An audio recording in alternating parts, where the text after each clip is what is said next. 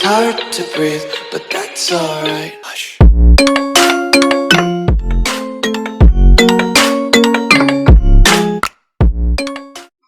Hello everyone, last lecture में access के हमने देखा था क्वेरी डिज़ाइन क्या होता है, क्वेरी में हम कैसे इसको डिज़ाइन कर सकते हैं।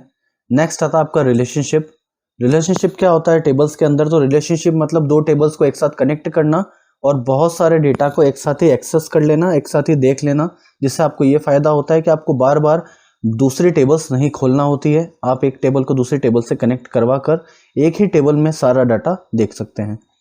रिलेशनशिप 3 प्रकार की रहेगी, 1 to 1, 1 to many और many to many। 1 to 1 क्या होता है? तो 1 to 1 को आसान भाषा में समझें तो एक डेटा ऐसा जिसके अंतर्गत आप एक कंटेंट को दूसरी टेबल के एक ही कंटेंट से कनेक्ट करवा सकते हैं। इसे समझने के लिए हम जाते हैं, मान लीजिए एक एग्जांपल देख लेते हैं। यहाँ पर इसके लिए हम टेबल बना लेते हैं एक नॉर्मल। यहाँ पर हमने 2 टेबल बना ली है। इसमें 2 टेबल में आप देखेंगे, एक टेबल होती है हमारी रोल नंबर की, दूसरी होती है हमारे स्टूडेंट नेम की। इन दोनों में हम रिलेशनशिप कभी भी करेंगे तो ये कहलाएगी 1 to 1। अब क्यों इसमें रिलेशनशिप 1 to 1 कहलाएगी? वो इसलिए क्योंकि जब आप एक रोल नंबर को यहाँ पर एक स्टूडेंट को अलॉट करते हैं तो वो ही रोल नंबर दूसरे स्टूडेंट को अलॉट नहीं हो सकता, केवल एक ही स्टूडेंट को अलॉट होगा।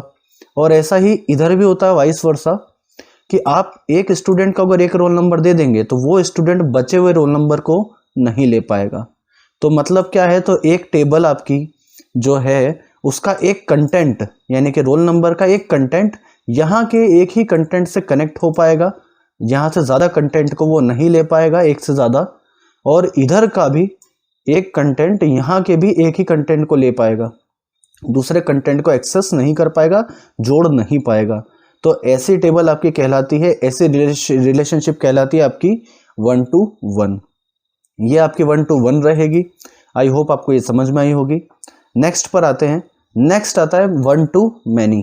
1 to many का क्या मतलब है कि यहाँ की तो यहाँ का एक कंटेंट यहाँ के मल्टीपल से कनेक्ट हो सकता है, बट यहाँ का एक कंटेंट यहाँ के सिंगल को ही ले पाएगा। इसके लिए हम एक टेबल बना लेते हैं, एक और कस्टमर नेम। यहाँ पर हमने 2 टेबल बना ली है, एक कस्टमर आईडी और एक ऑर्डर आईडी। इसका क्या मतलब होता है? इसका बहुत सीधा सा मतलब है कि एक कस्टमर यहाँ पर मल्टीपल ऑर्डर कर सकता है। मतलब इधर का एक कंटेंट यहाँ के मल्टीपल कंटेंट को सिलेक्ट कर सकता है। आप एज ए कस्टमर कहीं पर अगर होटल में जाएंगे तो आप एक साथ 3 चीज़ें ऑर्डर कर सकते हैं, लेकिन यहाँ पर हर किसी ऑर्डर पर एक आईडी दी गई है, A1, A2 और A3। इसका क्या मतलब है 1 to many का, कि हम इधर से तो मल्टीपल कंटेंट करवा सकते हैं कस्टमर आईडी का ऑर्डर आईडी से, लेकिन ऑर्डर आईडी केवल एक ही कस्टमर को अलॉट की जाएगी। मतलब अगर आप राइट साइड में जाएंगे तो आपको मैनी का ऑप्शन मिलेगा, लेकिन जब आप लेफ्ट साइड में आएंगे तो आपको केवल 1 का ऑप्शन मिलेगा। तो यहाँ पर एक कस्टमर बहुत सारे ऑर्डर दे सकता है, लेकिन एक ऑर्डर आईडी केवल एक ही कस्टमर को दी जा सकती है। एक बार वो अलॉट हो गई तो यहाँ पर वो बाकी को एक्सेस नहीं कर पाएगी, लेकिन एक कस्टमर इधर बाकी को एक्सेस कर लेगा। ये था आपका 1 to many। मतलब इधर का एक यहाँ पर मैनी को सिलेक्ट करेगा, लेकिन यहाँ का मैनी यहाँ पर कह सकते हैं कि यहाँ को जो एक है वो यहाँ पर सिंगल को ही कर पाएगा। तो ये 1 to many था। नेक्स्ट आता आपका many to many। उसके लिए हम एक और टेबल बना लेते हैं। यहाँ पर हमने एक और टेबल बना ली यहाँ पर many to many के लिए। इसमें क्या होता है, तो इसमें हम मान के चल रहे हैं कि स्टूडेंट आईडीज दी हुई है यहाँ पर, और ये है आपकी सब्जेक्ट की आईडी।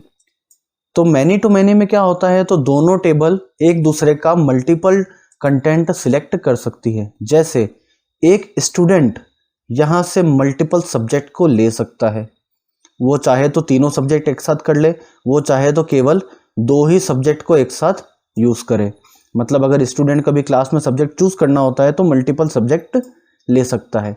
और यही सब्जेक्ट में भी अप्लाई होता है कि एक सब्जेक्ट मल्टीपल स्टूडेंट को एंट्री करवा सकता है। तो मतलब दोनों टेबल एक दूसरे का एक से ज़्यादा कंटेंट सिलेक्ट कर सकती है। तो ये कहलाता आपका many to many. I hope आपको ये समझ में आया होगा तीनों। नेक्स्ट लेक्चर में हम इनके प्रैक्टिकल देखेंगे कैसे करे जाते हैं और इनके लिए हमें क्या क्या रिक्वायरमेंट होती है। तो इस लेक्चर में हम एक थ्योरी पढ़ ली हमने, एक आइडिया हो गया हमको ये क्या होता है। तो इस लेक्चर में इतना ही है। नेक्स्ट लेक्चर तक के लिए thank you and good bye.